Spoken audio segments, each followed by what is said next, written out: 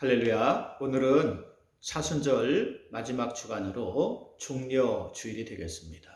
내일부터 고난 주간이 시작됩니다. 성경 말씀 마가복음 11장입니다. 마가복음 11장 1절에서 11절 말씀 여러분 먼저 읽어보시기 바랍니다. 얼마 전에 개구리들이 논두렁에 알을 낳은 것을 보았습니다. 여기저기 고여있는 물에 개구리 알이 엄청 많았어요. 아이들이 키우고 싶다 그래서 그 알을 조금 퍼왔습니다. 그래서 통에 넣어놓고 아이들이 매일마다 가서 이렇게 파요. 이 알이 이제 처음에 조그맣더니 이제 여기서 올챙이가 이렇게 조그만 게 나와가지고 꾸물꾸물 이렇게 이제 그 수족관 안에 돌아다닙니다. 물이 좀 더 필요해서 며칠 뒤에 같은 곳에 가보았습니다. 근데 개구리 알이 하나도 없는 거야. 이제 그 논에 물을 대냐고 수로에 물이 콸콸콸콸 흐르고 있는 거야. 그래서 다 씻겨 나갔습니다. 그 많던 개구리 알이 하나도 없었어요. 수로에 쫙 채워져 있던 게 싹 나간 거예요. 여러분, 우리 인생이 이와 같습니다. 지금은 이런 일도 있고 저런 일도 있습니다. 분주한 일도 있고 바쁜 일도 있고 내가 막 열심히 사는 것 같아요. 그러나 우리 인생도 한순간에 흘러간다는 것입니다. 그러므로 성경에 우리 인생이 어젯밤에 지나간 밤의 한 경점같이 될 것이라고 했습니다. 우리가 그렇게 소중하게 여기던 것들이 한순간에 다 쓸려나가는 그 시간이 온다는 거예요. 그러므로 우리는 인생에 무엇이 중요한지 알아야 합니다. 소중한 진리를 따라 살아야 합니다. 오늘 하나님 말씀을 통해 이 예배를 통해 이러한 진리를 발견하는 여러분들 되시길 주의 이름으로 축원드립니다. 오늘 종려주일이에요. 종려주일은 사순절 마지막 주간으로 고난주간이 시작되는 날입니다. 예수님이 예루살렘에 들어가셔서 고난받으시고 십자가 지심을 기념하는 거룩한 절기예요. 우리를 위해서 그 십자가의 고난을 지시는 그러한 날입니다. 자, 오늘은 예수님이 예루살렘에 입성하시는 날인데 사람들이 나뭇가지를 꺾어서 흔들면서 맞이하였기 때문에 종려주일이라고 합니다. 오늘 말씀을 보면 예수님이 예루살렘에 들어가실 때 수많은 사람들이 나와서 맞이하고 있습니다. 양쪽 길에 사람들이 쭉 들어서서 손에 종려나뭇가지를 막 흔들면서 예수님을 맞이하고 있어요. 우리는 이 나뭇가지를 야자수 나뭇가지로 더 잘 알고 있습니다. 8절에 많은 사람들이 자신의 겉옷을 또 어떤 이들은 들에서 벤 나뭇가지를 펴서 주님을 맞이했다 그랬어요.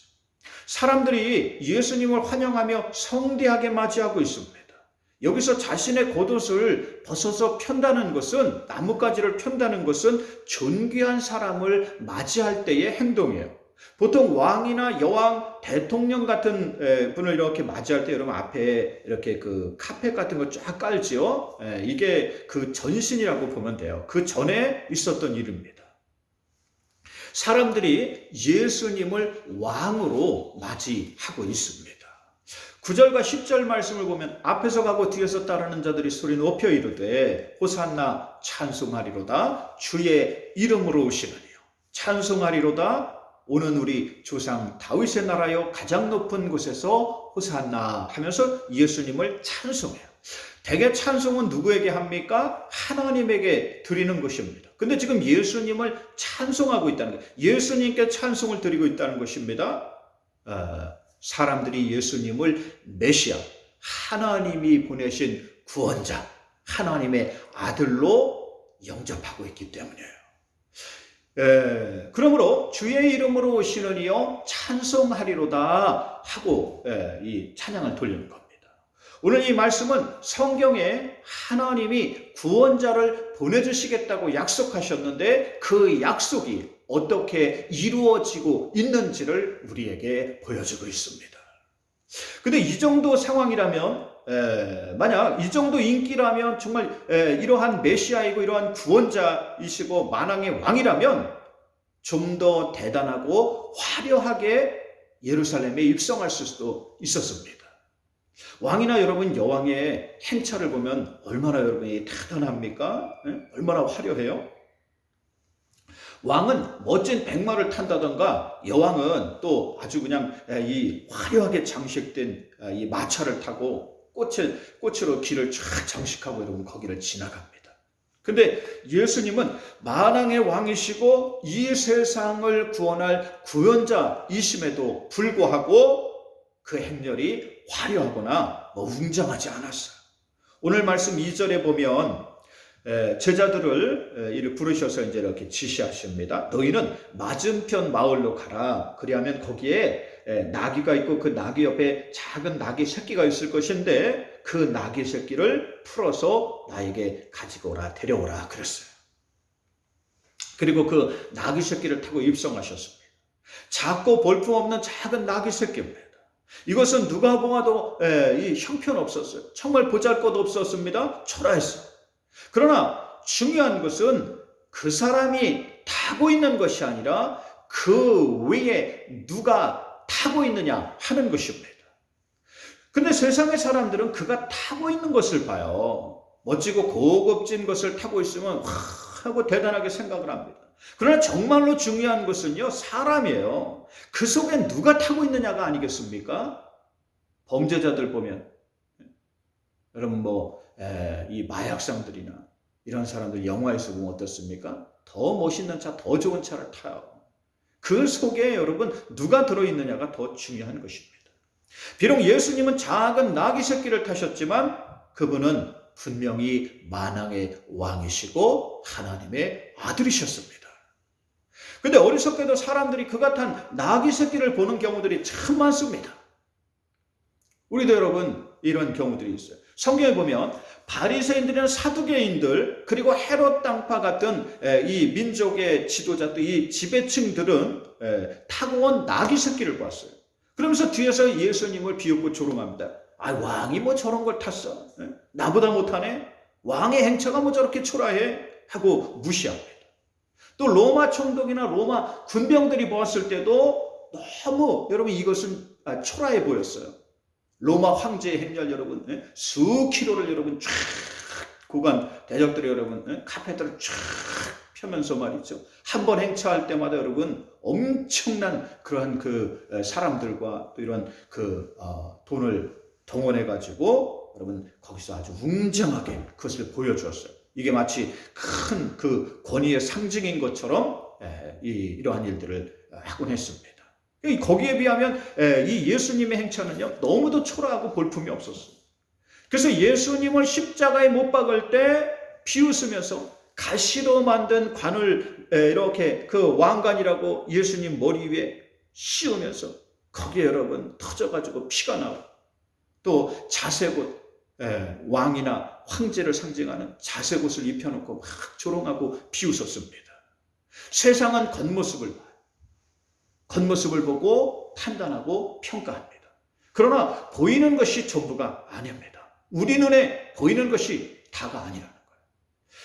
우리 주님의 사망 권세를 이기시고 다시 살아나셨을 때 비웃고 조롱하던 사람들이 그제서야 진실을 보게 됩니다. 진실을 알게 돼요. 그리고 실로 저는 하나님의 아들이셨도다 하고 두려워하는 것을 볼 수 있습니다. 예수님이 나귀를 타고 오시는 것은 성경의 말씀을 이루기 위함입니다. 구약 성경 스가랴서 9장 9절에 보면 예루살렘아 보라 내 왕이 내게 임하시나니 그는 공의로우시며 구원을 베푸시며 겸손하셨소.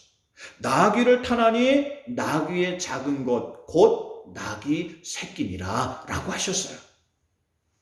그 말씀 그대로 예수님이 나귀 새끼를 타고 오셨습니다. 겸손한 모습으로 오셨습니다. 세상의 왕은 군림하거나 지배합니다. 강한 힘을 가지고 그걸 착취하고 또 자기의 모든 부귀영화를 화려한 생활을 합니다. 그러나 진짜 왕은 다르다는 거예요. 만왕의 왕은 다릅니다. 군림하거나 지배하는 것이 아니라 자신을 높이거나 자랑하는 것이 아니라 낮추고 겸손한 모습으로 오신다는 사실이에요.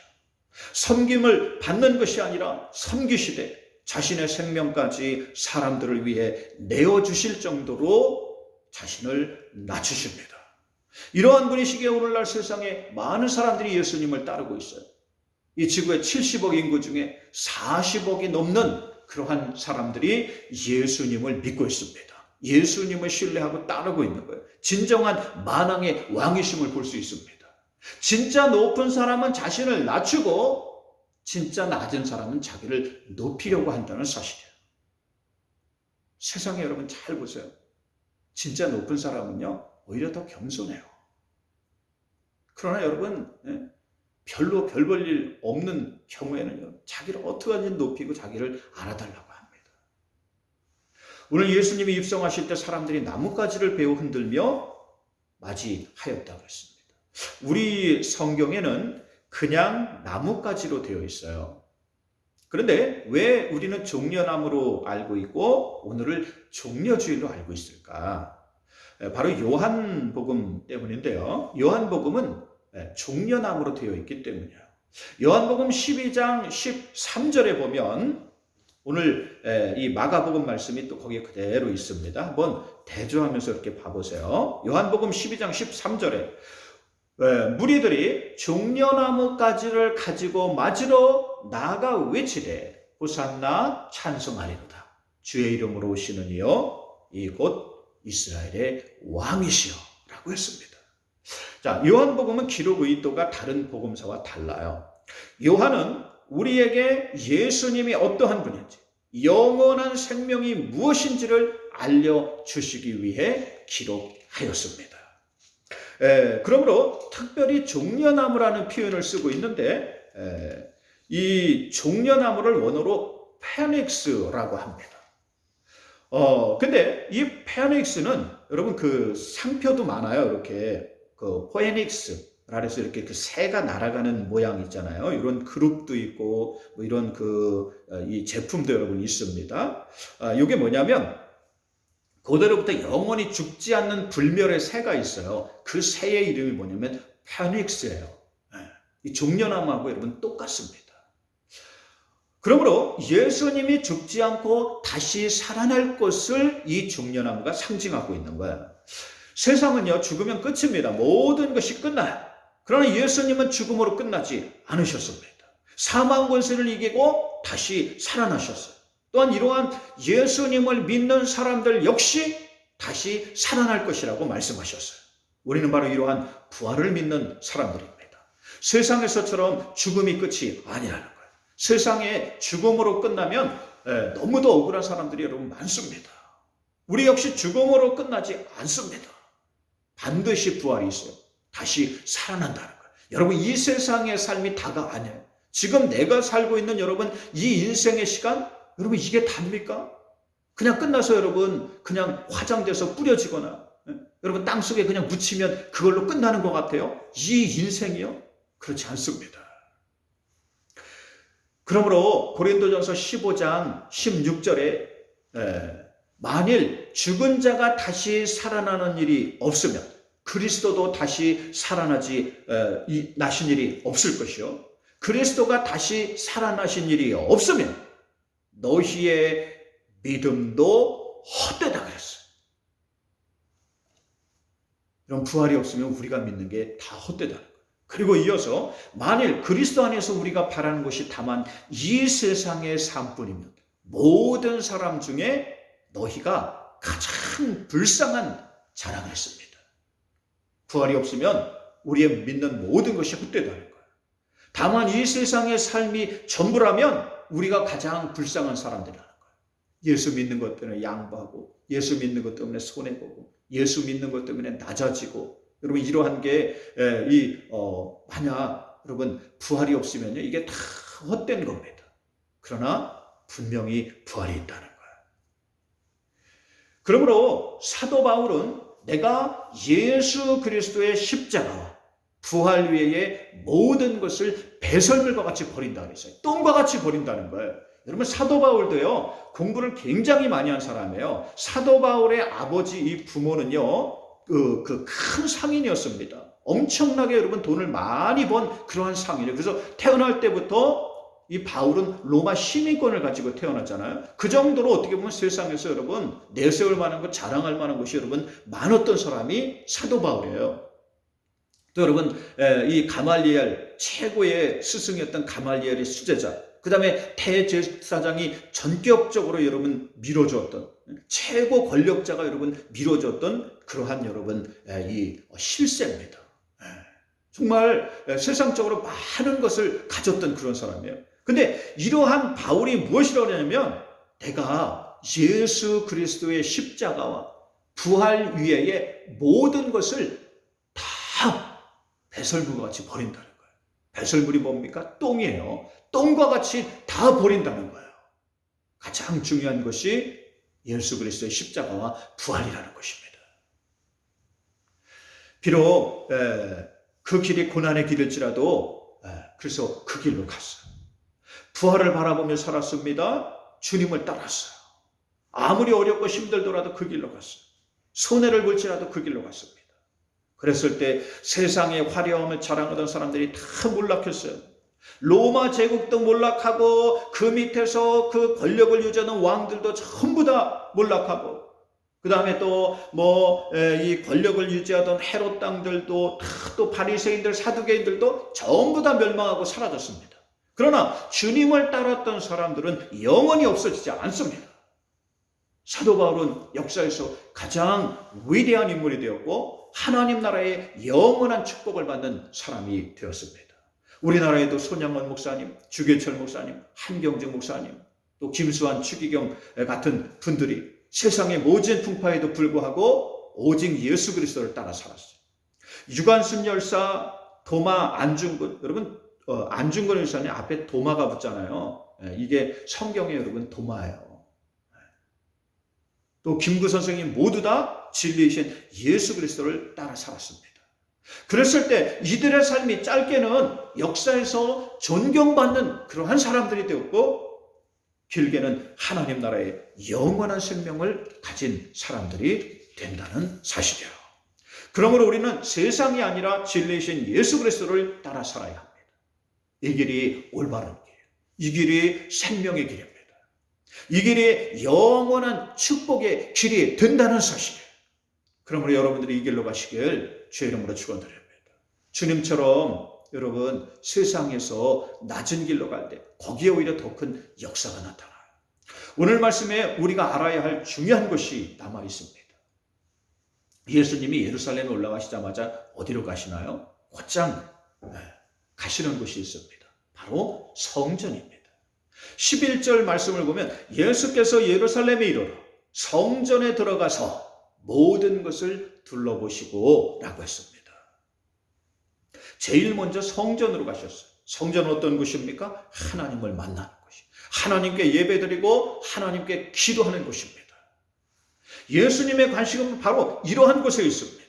하나님께 예배드리고 기도하며 하나님을 만나기를 힘쓰는 곳에 있다는 거예요. 예수님을 영접하는 여러분 이러한 사람들이 되어야 합니다. 오늘날로 하면요 하나님께 예배드리고 기도하는 교회라고 할 수가 있습니다.